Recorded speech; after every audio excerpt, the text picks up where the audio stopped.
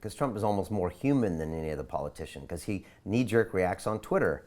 So, Right. so at least it's a genuine reaction. Right. You agree It's with not it. the best. I mean, Right. there's more intelligent humans you could be using, or nicer humans, or less vindictive humans, or less insane humans that could do this. But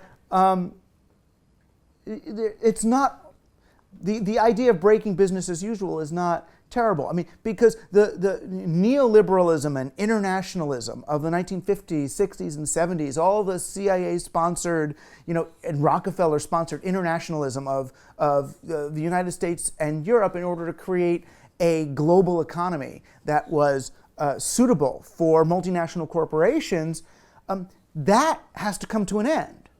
So that's why people, and I don't think they know it, but that's why Brexit isn't all bad. It's pushing back and saying, wait a minute, something's wrong about that thing too. We love a globe, but globalism has certain problems too. Globalism is operating on a scale that feels dehumanizing. So, the WTO protests and Brexit to me have something in common. Okay, so it's this kind of deep down kind of, humanism coming out and saying, wait a second, this whole everything should be equal, growth mindset, blah, blah, blah, that globalism promotes, maybe doesn't actually go with our core values as these local humans. Right, that there's something that feels too generic, too one size fits all, too industrial strength about the way this is going.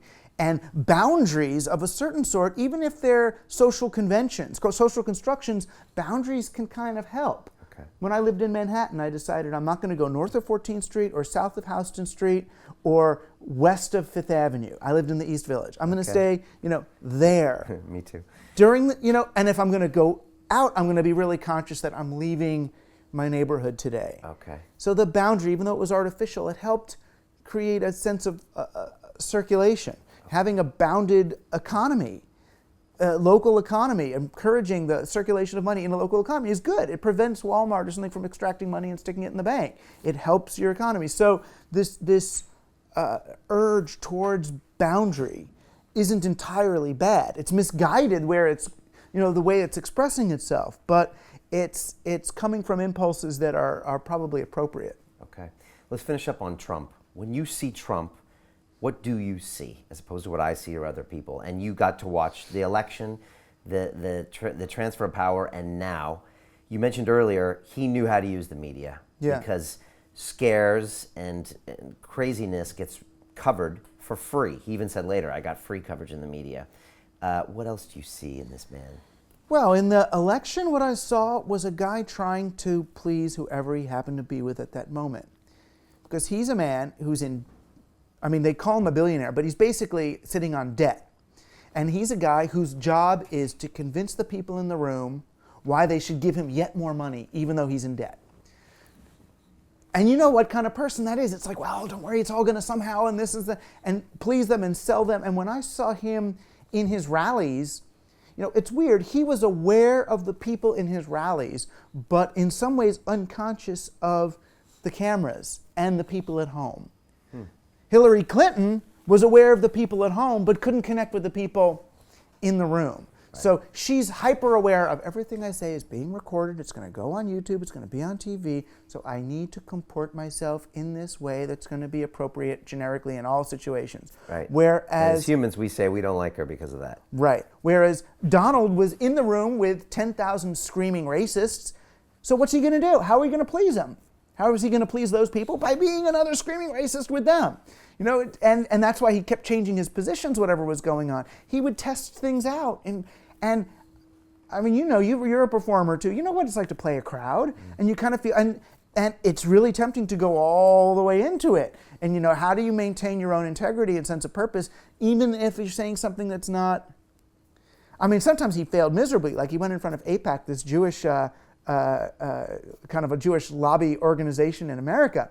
And he said to them, well, I'm really good at making a bargain. I know you all are really good at making a bargain too. And he thought he was going to please them by recognizing, oh, you're all Jews, so you know how to negotiate. As if he was stroking their strength. And it really kind of worked reverse. But when I see him, I do see a slightly mentally ill, but a human being trying to sell whoever is there, and feeling really persecuted when people don't understand that that's where I'm just trying to make you feel good. I'm trying.